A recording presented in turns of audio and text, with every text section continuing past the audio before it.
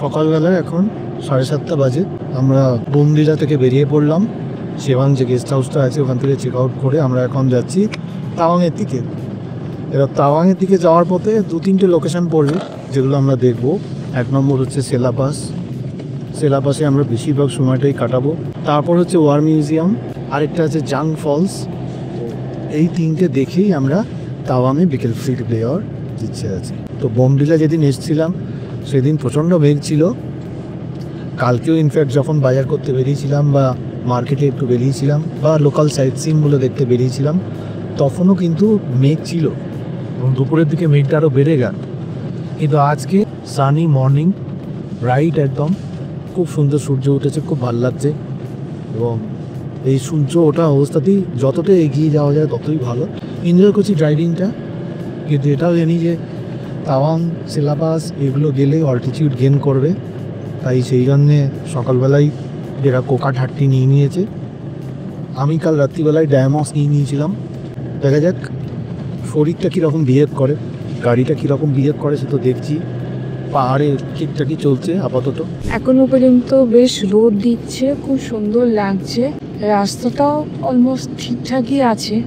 দূরে মেঘ দেখা যাচ্ছে, কুয়াশা বেশি উঠছে আস্তে আস্তে। আমরা এখনও 8 কিলোমিটার চলে এসেছি। সেলা পাসটা যেটা সেটা এখনও 124 কিলোমিটার বাকি আছে। যেহেতু পাহাড়ি রাস্তা, হেয়ারপিন আছে অনেকগুলো, গাড়িও আস্তে চালাতে হচ্ছে, তাই 3.5 ঘন্টার মতো দেখাচ্ছে।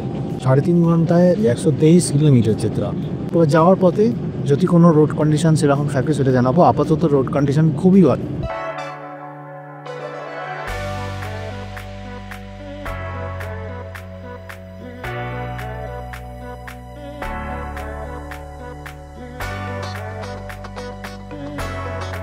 সেলাপাস যাওয়ার পথে একটা ছোট্ট চায়ের দোকান যেখানে দাঁড়িয়ে পড়েছি। এবার এই চায়ের দোকানে ভারী সুন্দর, বলো, রান্নাঘরে ঢুকি একটু। রান্নাঘরে রান্নাবান্না হচ্ছে, কিন্তু রান্না দেখাবার কোনো ইচ্ছে নেই আমাদের। আমাদের যেটা ইচ্ছে আছে সেটা হচ্ছে এখানকার ভিউটা, বারান্দাটা দেখবার খুব ইচ্ছে ছিল।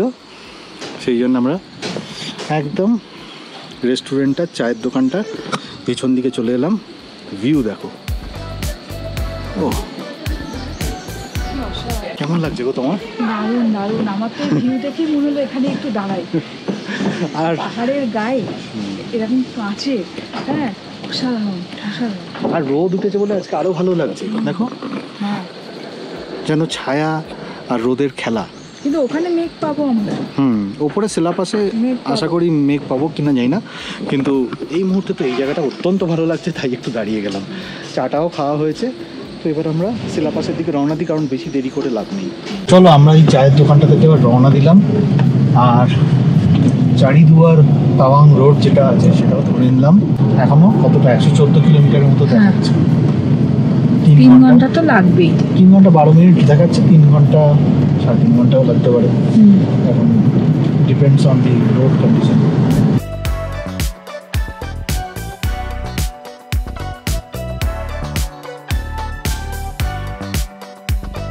রাস্তাটা কি সুন্দর, আস্তে আস্তে ঘুরে ঘুরে যাচ্ছে, সেটাই দেখা যাচ্ছে। তারই মধ্যে আমরা একটা বাম্পার চলে এলো। ঠিক আছে, এত সুন্দর রাস্তা, বাম্পার হলে একটা সুবিধা হয়, স্পিডটা কমে যায় আর দূরের জিনিসটা দেখতে আরো সুবিধা হয়। মানে আমি ড্রাইভারের পার্সপেক্টিভ দিয়ে বলছি। তো যাই হোক, এখন তাওয়াং দেখাচ্ছে 150 কিলোমিটার, সেলা টপ দেখাচ্ছে 73 কিলোমিটার, চান্দের, থেমবাং সব আছে। দিরাং আসার কিছুটা আগে থেকেই, মানে ধরুন এই 3-4 কিলোমিটার আগে থেকেই রাস্তাটা কিন্তু একটু সরু হতে শুরু করবে। এবং দিরাংটা যখন পেরোবেন, দিরাং যে সিটিটা আছে বা টাউনটা আছে, সেই টাউনটা যখন পেরোবেন তারপর কিন্তু রাস্তা বেশ ভাঙাচোরা পাবেন। তার আগেও ভাঙাচোরা আছে, কিন্তু এটা অত্যন্ত ভাঙাচোরা, কেয়ারফুলি চালাতে হবে। পুরো রাস্তা ধরেই কাজ চলছে, রাস্তা ধরেই কাজ চলছে, আর এধার ওধার উঁচু নিচু আছে। আর আপনাকে বুঝে নিতে হবে যে ওপাশ থেকে যে গাড়িটা আসছে সেটা যে সরু রাস্তাটা আছে সেটা কি ও আগে পাস করবে না আপনি আগে পাস করবেন। যদি মনে হয় যে ওর আগে পাস করা উচিত, মানে এখানে কিন্তু আপনার ডিসিশনটাও একটা ভাইটাল হয়ে দাঁড়াবে যে তার আগে পাস করা উচিত, ওর আগে পাস করা উচিত না আপনার আগে পাস করা উচিত। এবং সেই কমিউনিকেশনটা কিন্তু সবসময় চলতেই থাকবে উল্টো দিকে যে সমস্ত গাড়িগুলো আসছে তাদের সাথে। মানে সেই কমিউনিকেশনটা কোনো কথার নয়, আকারে ইঙ্গিতে। মানে গাড়ির ব্রেক দেখে, গাড়ির স্পিড দেখে আপনাকে বুঝে নিতে হবে যে ও কী চাইছে, সেই মতো আপনাকেও অ্যাক্ট করতে হবে। তো এইভাবেই আমরা এগিয়ে চলেছি সিলেবাসের দিকে। এখনো 2 ঘন্টা 29 মিনিট দেখাচ্ছে গুগল ম্যাপে। আচ্ছা, এখন 2.5 ঘন্টার মতো দেখাচ্ছে, 90 কিলোমিটার। চলুন আরও এগিয়ে যাই সিলেবাসের দিকে। এখানে দেখা যাচ্ছে সিলাপাস আর 57 কিলোমিটার, টাওয়াং 134 কিলোমিটার। এবার রাস্তাটা একটু বেটার হলো। এতক্ষণ ধরে ভাঙাচোরা রাস্তার মধ্যে দিয়ে যাচ্ছিলাম।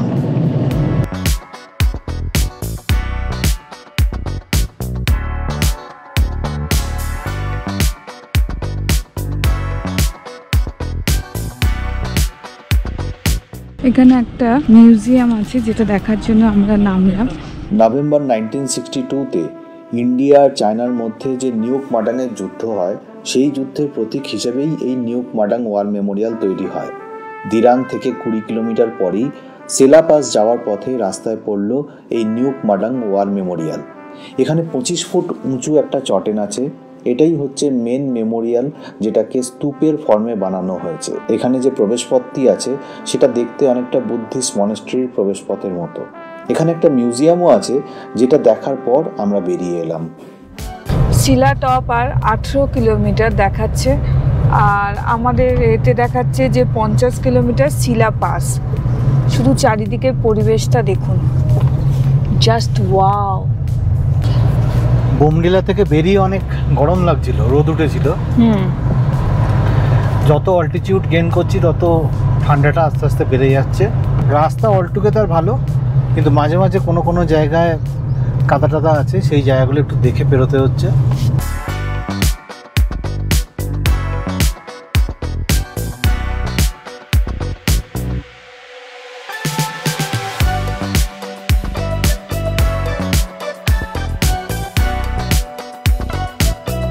বৈশাখী বলে একটা জায়গা ছিল যেটা আর্মিদেরই এরিয়া। সেখানে একটা ক্যান্টিন ছিল, ওয়াশরুম ছিল, তারপর জিনিসপত্র পাওয়া যাচ্ছিল, যে যার যেটা ভালো লাগবে। ওখান থেকে আমরা একটু অল্প করে খাওয়া দাওয়া করে আমরা বেরিয়ে পড়েছি। এবার আমরা শিলাপাসের দিকে যাচ্ছি। এখানে খুবই হেয়ার পিন আছে, খুব কেয়ারফুলি আস্তে আস্তে আমাদের গাড়িটা নিয়ে ওপরে উঠতে হচ্ছে। আর 44 কিলোমিটার বাকি আছে শিলাপাস যাওয়ার জন্য। প্রায় 1 ঘন্টা 11 মিনিট গুগলে সেটাই দেখাচ্ছে। এখানে মাইলস্টোনে দেখাচ্ছে 15 কিলোমিটারের মতো সেলা। আবার মেঘ সামনের দিকটা, মেঘ চলে এলো, তবে এটা বোমডিলার মতো মেঘ নয়, না অনেক হালকা। জানি না ওপর দিকে গিয়ে কি পাবো, তবে এখনো অবধি তো সেভাবে মেঘের আনাগোনা শুরু হয়নি। সেলা পাসের দিকে যে রাস্তাটা যাচ্ছে, সেই রাস্তাটা একটা জায়গায় এসে ইউটার্ন নিতে হলো, মানে একটা হেয়ার পিনে উঠতে হলো। আর যদি সোজা চলে যেতাম তাহলে সেটা হচ্ছে সেলা টানেল। তো সেলা পাসের দিকে যে রাস্তাটা আছে সেটা নেওয়ার পরই এরকম মেঘে ঢাকা জায়গা শুরু হয়ে গেল। কোনো কোনো জায়গায় খুব বেশি মেঘ, এই জায়গাটা যেমন একটু কম্পারেটিভলি কম আছে, আবার কোনো কোনো জায়গায় ডেন্স আছে। তো একটু কেয়ারফুলি চালাতে হবে। রাস্তাও যে খুব ভালো তা না, তবে হ্যাঁ মানে গর্তটা আনইভেন, মানে সব জায়গায় সমানভাবে গর্ত নেই, সুতরাং কাটিয়ে কাটিয়ে যেতে পারেন। অবশ্যই উল্টো দিক থেকে গাড়ি আসছে কিনা সেটা দেখে তবেই সেই গর্তগুলো কাটাবেন। রাস্তাটা একটু সরু, উল্টো দিক থেকে যদি কোনো গাড়ি আসে তাহলে আগে থাকতে একটু সতর্ক হয়ে যাবেন। বৈশাখী পেরোবার কিছুক্ষণ পরই সেলা পাস যাওয়ার পথে এইরকম ভাঙাচোরা রাস্তা পেতে শুরু করলাম। এখানে রাস্তা শুধু ভাঙাচোরাই নয়, কোনো কোনো জায়গায় বেশ সরু, আর তার উপর স্টিপ হেয়ার পিন।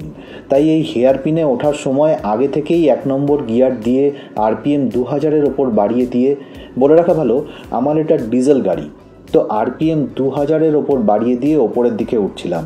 বেশ কঠিন লাগছিল কোনো কোনো জায়গা, কারণ উল্টো দিক থেকে গাড়ি নেমে আসছিল যে। কিন্তু সেই কঠিন পরিস্থিতিকে অনায়াসে সহজ করে দিতে পারবেন যদি আপনার মাথা ঠান্ডা থাকে।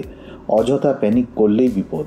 শুধুমাত্র আপনি প্যানিক করলেই হবে না, আপনার সাথে যে কো ড্রাইভার আছেন বা পেছনের সিটে যারা বসে আছেন তারাও যদি প্যানিকগ্রস্ত হয়ে পড়েন এবং সেটা এক্সপ্রেস করে ফেলেন আপনার সামনে, তাহলেও কিন্তু বিপদ। তাওয়াংয়ে ঢুকলাম। Welcome to Tawang. কিন্তু এখনো তাওয়াং যেতে দেরি আছে। আমরা এটা শিলা লেকের কাছে এলাম। সাংঘাতিক রাস্তা ছিল, সত্যি একদম স্টিপ হেয়ারপিন, কোনো জায়গায় পাওয়ার লস হচ্ছিল। একটা জায়গায় এরকম হয়েছিল যে 1 নম্বর গিয়ারে আছি, তা সত্ত্বেও পাওয়ার লস হচ্ছে। তো সেখানে কোনোভাবে ম্যানেজ করে উঠেছি। আর এখন আমরা চলে এসেছি সেলা পাসে। এটা সেলা পাসই, 13,700 ফিট ওপরে। তো এখান থেকে আমরা সেলা পাস থেকে আরেকটু এগিয়ে যাব, দিয়ে ওখানে যে লেকটা আছে ওই বড় লেকটার সামনে গিয়ে দাঁড়াবো। এইটা দিয়ে আমরা একটু আগে প্রবেশ করলাম। তো এই রাস্তাটায় ঢুকলেই তাওয়াং ডিস্ট্রিক্টে আমরা ঢুকে যাচ্ছি। আর এখান দিয়েই সেলা পাস শুরু হয়ে যাচ্ছে। এবার সেলা পাসে যে বড় লেকটা আছে সেটার দিকে আমরা যাব। আমরা সেলা পাসে যে লেকটা আছে সেটাই চলে এসেছি। লেকটা অত্যন্ত সুন্দর দেখতে। আমি এখন লেকের দিকেই এগিয়ে যাচ্ছি। গাড়িটা ওখানে পার্ক করেছি জাস্ট। এই জায়গাটা একটু আস্তে আস্তে হাঁটতে হচ্ছে, না হলেই মানে হাঁপ চলে আসছে, কারণ 13,700 ফুট ওপরে তো। আর এই লেকটা দেখুন, কি সুন্দর লেক, দারুণ লাগছে।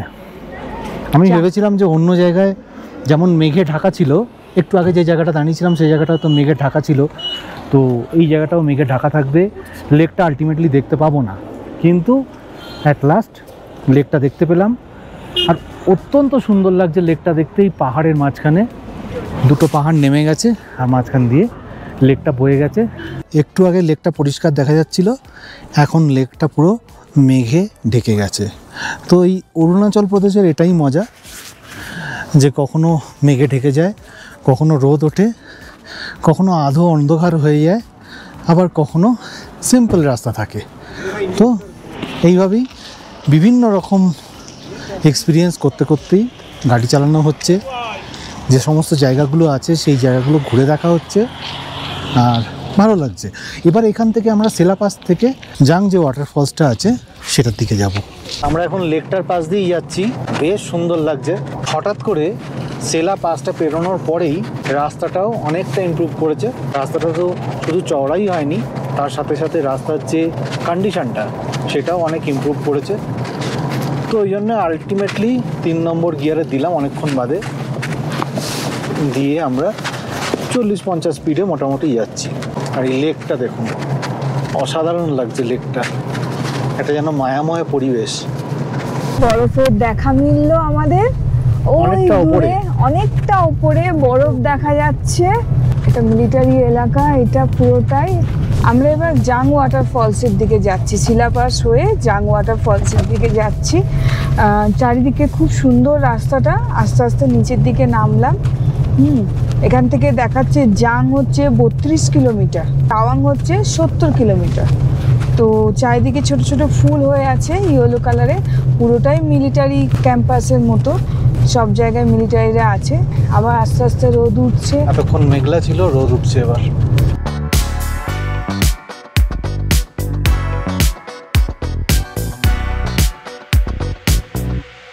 আরেকটা ঝর্ণা এসে গেল। এই রাস্তাতেও প্রচুর ঝর্ণা পড়ছে। এখনো পর্যন্ত তাওয়াং যাওয়ার পথে যে সমস্ত রাস্তাগুলো পেয়েছি তার মধ্যে এই স্ট্রেচটা ছিল সবচেয়ে টাফ, সবচেয়ে মারাত্মক। একটা ফ্রন্ট হুইল ড্রাইভ গাড়ি, তাও আবার সিদান, যার গ্রাউন্ড ক্লিয়ারেন্স তো একেই কম, তার উপর 4 জন অ্যাডাল্ট বসে থাকার জন্যে আর 595 লিটার বুট স্পেস ফুল লাগেজ থাকার জন্যে গ্রাউন্ড ক্লিয়ারেন্স আরও কমে গেছে, যার হুইল বেসও বেশি। আমি ভাবতেও পারিনি সেই গাড়ি এই রাস্তা পেরোতে পারবে বলে। তার উপর গাড়ির ম্যাক্সিমাম পাওয়ার হচ্ছে 68 bhp। এখনকার যে সমস্ত মডার্ন গাড়ি আছে তার তুলনায় বেশ কম, কিন্তু এটা ডিজেল গাড়ি। এর টর্ক হচ্ছে 170 নিউটন মিটার। টয়োটা কির্লোস্করের অরিজিনাল ইঞ্জিন, তার উপর ছিল আমাদের ঈশ্বরের অশেষ কৃপা। তাই অনায়াসেই এই স্ট্রেচটা আমরা কোনোভাবে পেরিয়ে যেতে পারলাম। একটু আগেও একটা ঝর্ণা পেলাম, তো সেই ঝর্ণার ওখানে অনেকে দাঁড়িয়েছিল, অনেকে ফটো সেশন করছিল, কিন্তু আমরা দাঁড়ালাম না, আমরা বেরিয়ে গেলাম। কিন্তু বেরিয়ে যাওয়ার পরে যেটা হলো সেটা হচ্ছে পুরো একটা মাটি রাস্তা পড়লো, কাদা মাখা রাস্তা। এবং যেহেতু রাস্তার কাজ হচ্ছে ওখানে, ওই রাস্তাটাই হচ্ছে বেস্ট অল্টারনেটিভ, মানে সিঙ্গেল অল্টারনেটিভ বলা যেতে পারে। তো ওটা দিয়ে 1 নম্বর গিয়ারে প্রচণ্ড জোরে টেনে আমি কোনো মতে গাড়িটাকে বার করলাম। অসুবিধা সেরকমভাবে হয়নি, কিন্তু মনে হচ্ছিলো যেন চাকাটা একটু ট্র্যাকশন পাচ্ছিল না, মাঝে মাঝে বেরিয়ে গেছি। সমুদ্রপৃষ্ঠ থেকে 10,000 ফুট উপরে আমরা পৌঁছে গেলাম দ্য যশবন্ত সিং ওয়ার মেমোরিয়ালে। নভেম্বর 1962-তে ইন্ডিয়া চায়না যুদ্ধের সময় নুরানাং যুদ্ধ চলাকালীন rifleman Jaswant Singh Rawat 4th Garhwal Rifles রেজিমেন্টের 4th battalion lance Naik Trilok Singh rifleman Gopal Singh গুসেনকে সঙ্গে নিয়ে চাইনিজ মিডিয়াম মেশিন গানকে আয়ত্তের মধ্যে এনেছিলেন। গুসেনজি আর নেগিজি তাদের প্রাণ হারিয়েছিলেন, রাওয়াতজি আহত হয়েছিলেন যুদ্ধে, তবু উনি 72 ঘন্টা ধরে একা চাইনিজদের বিরুদ্ধে ঢাল হয়ে দাঁড়িয়েছিলেন। এই ওয়ার মেমোরিয়াল সেই স্মারকই বহন করে চলেছে।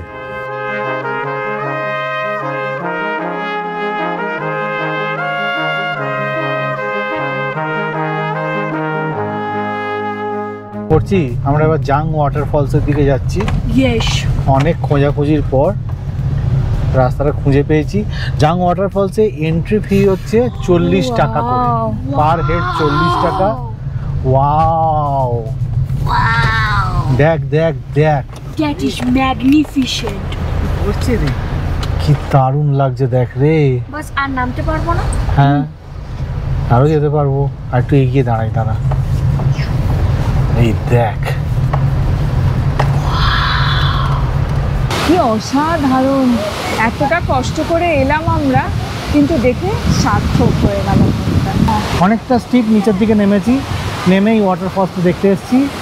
অসাধারণ ওয়াটারফলস। আমি জানি না আমার কথা শুনতে পাচ্ছেন কিনা, কারণ এখানে প্রচণ্ড ফোর্সে জলটা নিচের দিকে পড়ছে, আর সেই জলের ছিটে আমাদের গায়েও এসে লাগছে। এই জাং ওয়াটারফলে নামার যে রাস্তাটা সেটা বেশ খটোমটো সরু রাস্তা, সুতরাং 1 নম্বর গিয়ারে দিয়েই গাড়িটাকে আপনাকে নিচের দিকে নামাতে হবে। এবার উল্টো দিক থেকে যদি কোনো গাড়ি ওপর দিকে উঠতে থাকে তাহলে অবশ্যই আপনাকে গাড়িটা সাইড করে দাঁড়াতে হবে এবং সেই গাড়িটাকে উঠতে দিতে হবে। তো এরকমভাবেই আস্তে আস্তে আমরা জাং ওয়াটারফলের কাছাকাছি গিয়ে গাড়িটাকে পার্ক করে দিলাম। জাং ওয়াটারফলটাকে অনেকে বং বং ফলসও বলে থাকে, অনেকে নুরানাং ফলসও বলে থাকে। জাং টাউনের কাছেই এই 100 মিটার উঁচু ওয়াটারফলটি আপনারা দেখতে পেয়ে যাবেন। এখানে বলে রাখা দরকার নুরানাং নামের পেছনে কারণ কি। নুরা নামে একটি মংফা প্রজাতির মেয়ে যে ইন্ডিয়া চায়না 1962 ওয়ারে রাইফেলম্যান যশবন্ত সিং রাওয়াতকে সাহায্য করেছিল এবং যার ওয়ার মেমোরিয়ালটা একটু আগে আপনাকে ভিডিওতে দেখালাম, তাকে সাহায্য করেছিল, সেই নুরা নামের মেয়েটির নামেই হয়েছে এই নুরানাং ওয়াটারফল।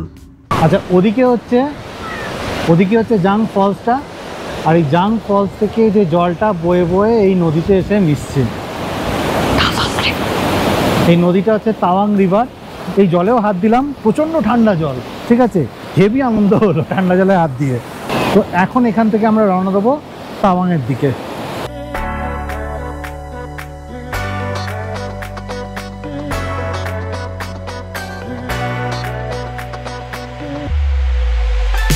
আচ্ছা বাইরে আরেকটা জিনিস, এই রাস্তাটা একটুখানি চাপের রাস্তা, তো রাস্তাটা ওঠার সময় কিভাবে উঠেছি সেটাও একটু ভিডিও করে দেখিয়ে দেবো, ঠিক আছে, তাহলে আপনাদেরই সুবিধা হবে হয়তো। এই জাং ওয়াটারফলে আসার রাস্তা হচ্ছে এইটা। রাস্তাটা একটু সরু, তো এই রাস্তাটা একটু দেখিয়ে দেবো ভাবলাম আপনাদেরকে ভিডিও করে।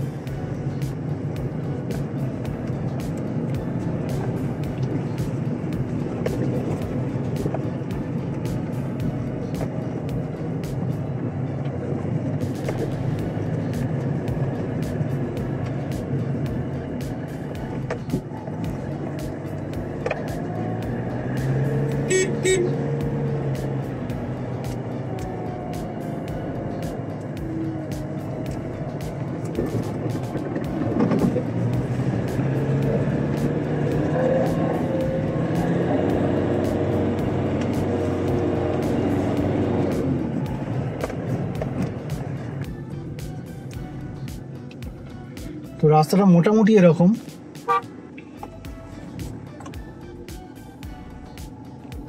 জাং ওয়াটারফল থেকে তাওয়াংয়ে আমাদের থাকার জায়গা এলেন স্টে, সেটার ডিস্টেন্স 32 কিলোমিটারের মতো দেখাচ্ছিল। রাফলি 1 ঘন্টা লাগবে বলে গুগল ম্যাপেও দেখালো।